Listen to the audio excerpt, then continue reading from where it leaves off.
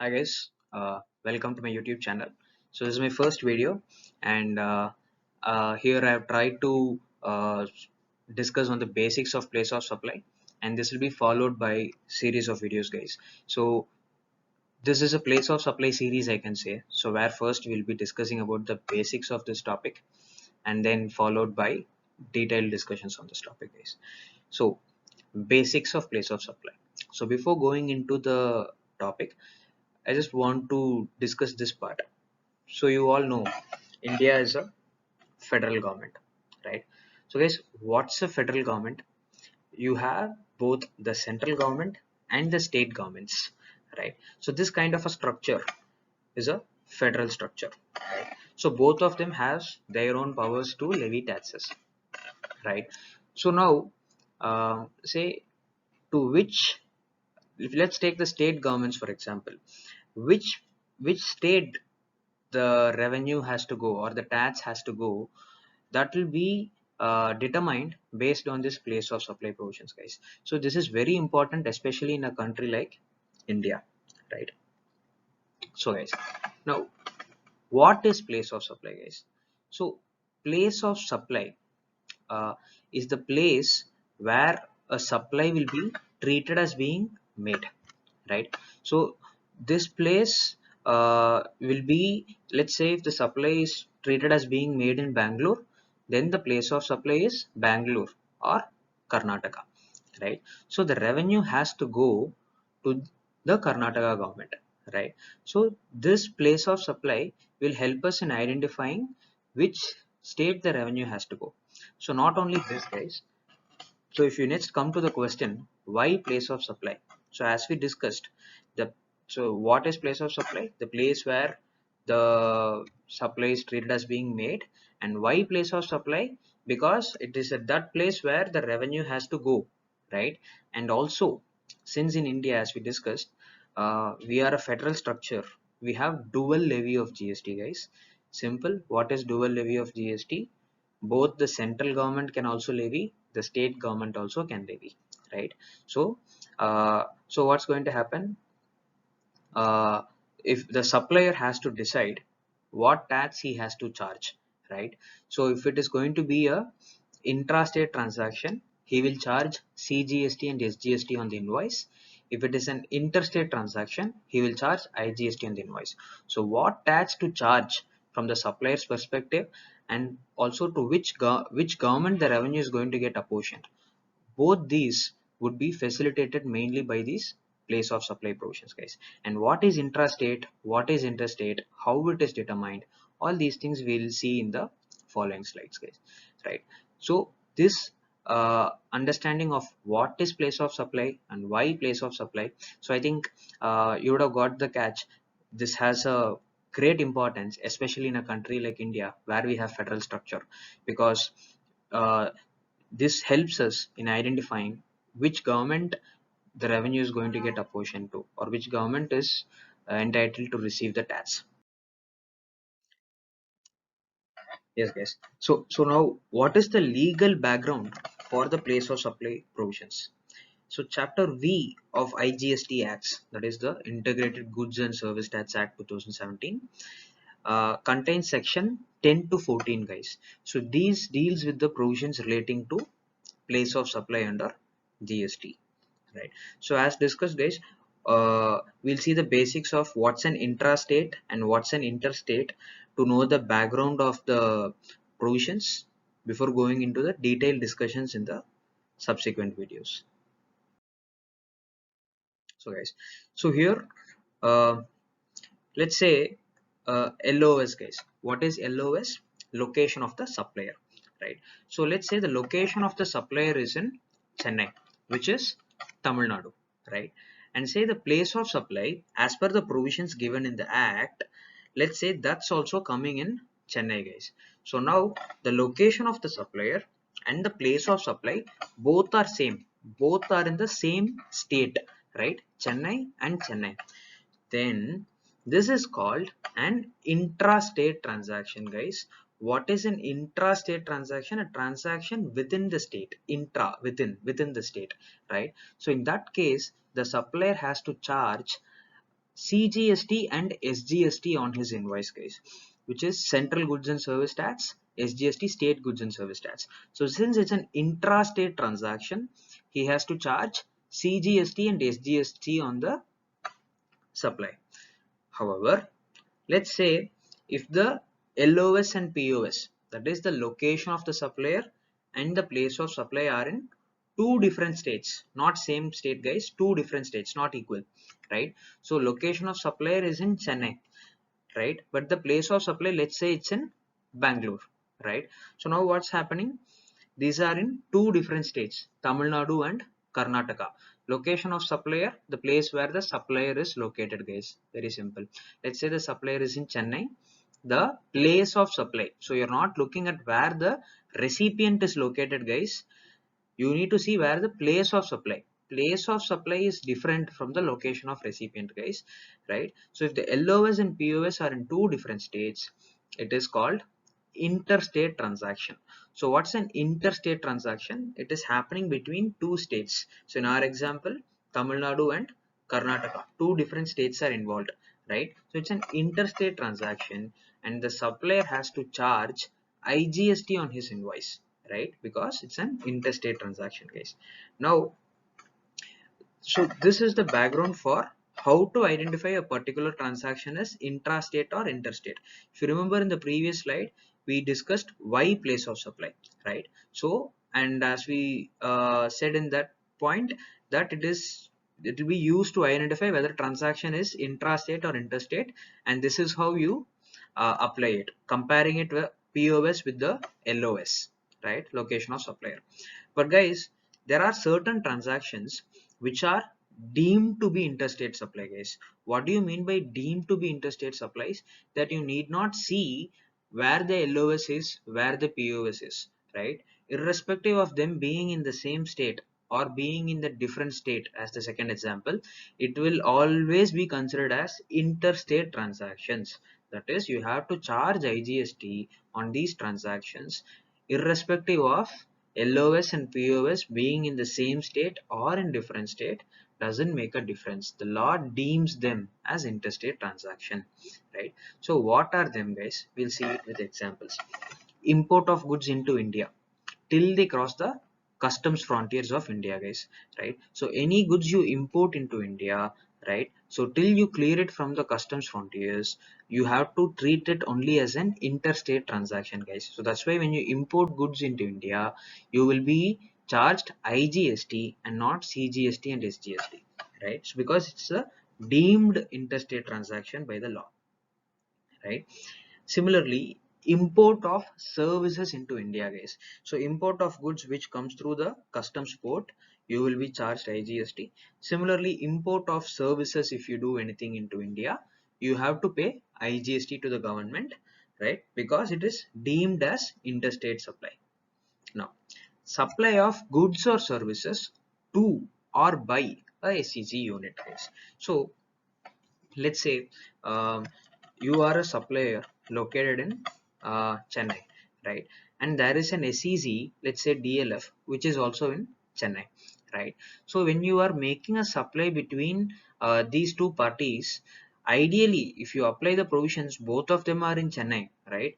But will you charge them intrastate and charge CGST, SGST? No, even though they both are in Chennai, when you are transacting with the SEZ unit, guys, it is a deemed interstate transaction.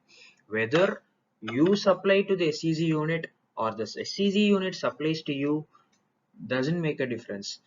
If you are involving an SEZ unit in the transaction, the supply will be considered as a interstate supply, whether it is by the SEZ or to the SEZ, right? Now, supplier of goods or services is located in India and the POS is outside India.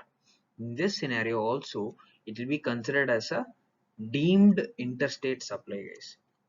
And there is a residuary clause, that is, if it is not an intrastate supply and it is not covered anywhere else, then it will be considered as interstate, guys. If something if it's unable to fit into the intrastate provisions, then it will be considered as interstate. It is more of a residuary clause, guys, right? So these two are discussed in section 7 and section 8 of IGST Act, which we have summarized to capture the important portions of it, right? Now we'll be looking at the legal provisions of the place of supply, guys. uh, in as we saw in the previous slide, intrastate and interstate, right?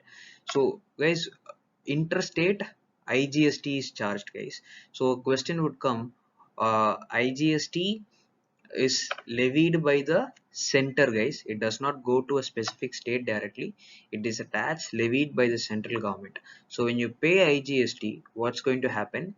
The entire amount, let's say 18% is the GST, the entire 18% will be levied by the central government, right? Integrated goods and service tax. Central government will levy the tax, and out of that 18%, right, if the place of supply is Karnataka, that 9% later the government will transfer it to Karnataka government, right?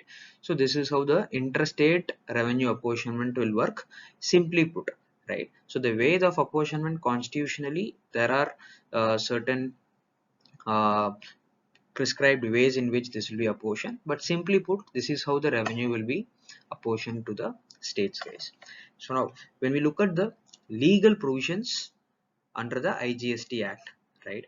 So section 10, 11, 12, 13, guys, covers place of supply. So we can divide this into two parts.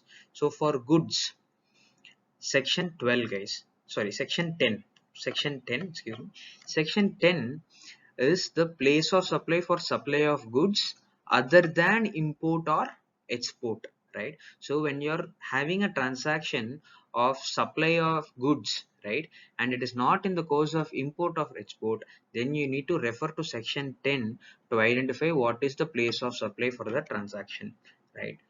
If it is import or export, right, so then you need to refer to section 11 to identify the place of supply, right? So place of supply for goods are divided into two sections, guys.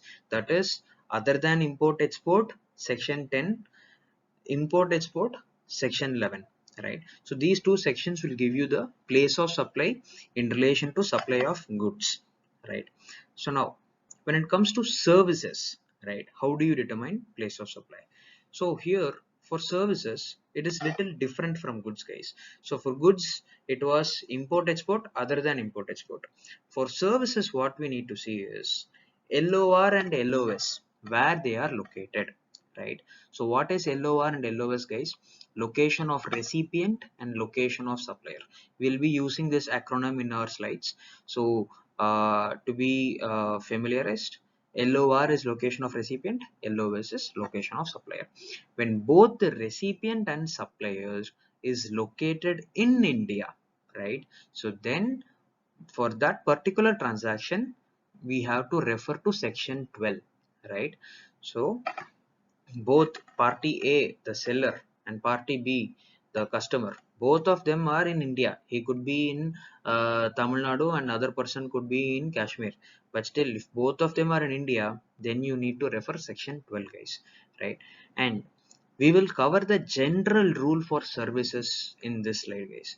So here, what is the general rule when you supply services where the LOR and LOS is in India, right? So you need to see whether the services is made to a B2B person, guys. Very important, guys. So when it comes to services, to identify the place of supply, the general rule is to see whether the supply is being made to a person who is registered under GST. B2B means business to business, and here in this context, B2B is a customer who is registered under GST, guys, a business who is registered under GST. So if your recipient is registered under GST, then the place of supply will be the location of such registered person, guys. Very simple. So now let's take a small example. Let's say you're starting your audit practice, right, and you're opening a firm in Chennai, Tamil Nadu, right? So now, what is the location of the supplier, guys? The place where the auditor is. Let's say you have opened your office in Nungambakam, right? So the location of the supplier, the LOS is in Chennai, right? So, and say you are dealing with a customer who is from Andhra, right? Now he is asking you for a certification, or he's giving you a stat audit, right? So now you will raise an invoice to that customer in Andhra, right? Is he registered under GST? Yes. So which means you are providing a supply to a B2B person. So place of supply will be the location of such registered person, which is Andhra. So now LOS is in Chennai, the auditor is sitting in Chennai, the recipient is in Andhra because he is a registered person in Andhra state, right? So LOS is in Chennai, POS is in Andhra, two different states. It will be a interstate transaction, right? Because LOS and POS are in two different states. Now, let's say for the same auditor, it is not a B2B customer, but it's a B2C client, right? So now let's say the director of the company wants to get his income tax returns filed, right? So now he is asking the audit firm, can you file my income tax return, right? So now they say yes, but is the director, let's say he is not having a GST registration, right? So now for him, when the auditor is filing a return, what the auditor has to see is, or the supplier has to see is the address of recipient available with the auditor, right? Yes. Now the auditor knows this person is from Bangalore, and uh, his address is in Bangalore. Then in that case, the place of supply will be the address of the recipient. Again, the supplier is in Chennai, place of supply is address on of the recipient, which is in Bangalore. So two different states, Tamil Nadu and Karnataka. It's an interstate transaction, guys. IGST will be charged.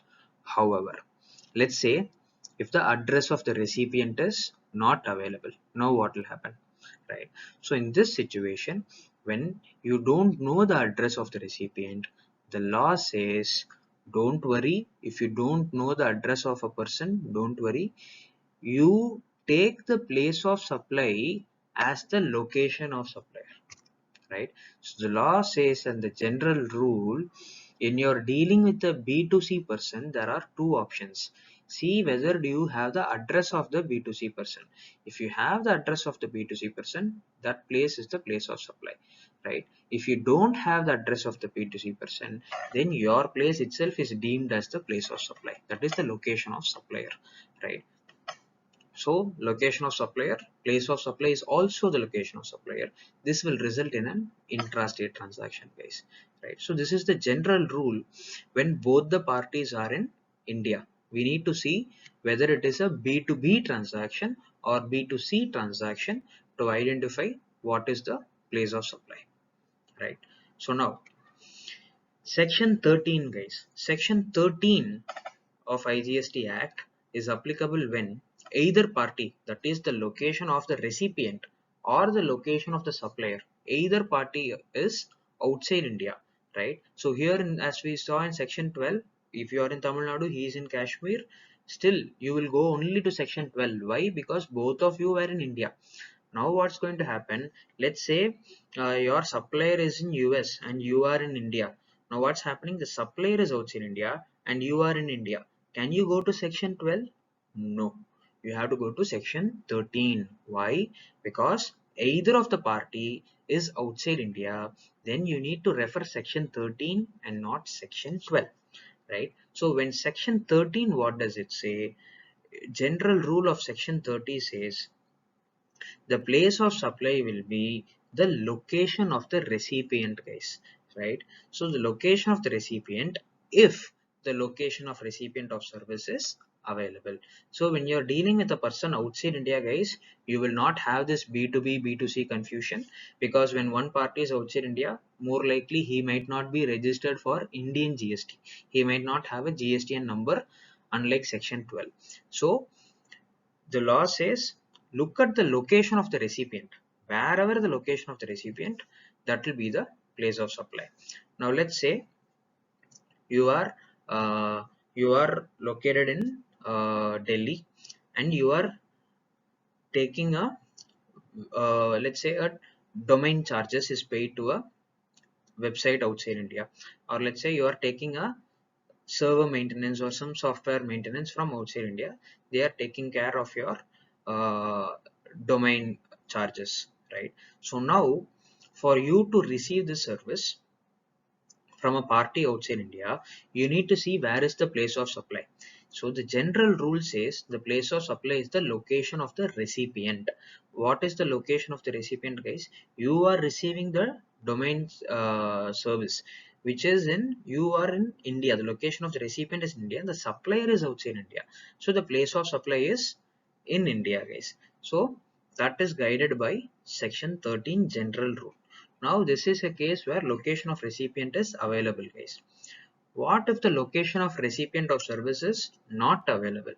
Then the place of supply will be the location of supplier, guys. So this again is a a contrary we can say, or a corollary we can say. So if the location of recipient is not available, the place of supply will be considered as the location of supplier, right? So this is the general rule for place of supply of services under section 12 and section 13, guys. So section 10 and 11 we will cover it in a separate video. So now we will be covering section 12 and 13, that is services, in the following videos, and we will break down the services into approachable segments to easily memorize and easily remember the um, topic. So I hope this is it in our place of supply basics video. I request you to follow this general rule in this video. We will not be covering the general rule in our subsequent videos. So let's look at the place of supply more detailedly in our following videos, guys. So if you felt you like this video, please give a like and also share it to your friends, and let's continue our discussion in the next video. Thank you, guys.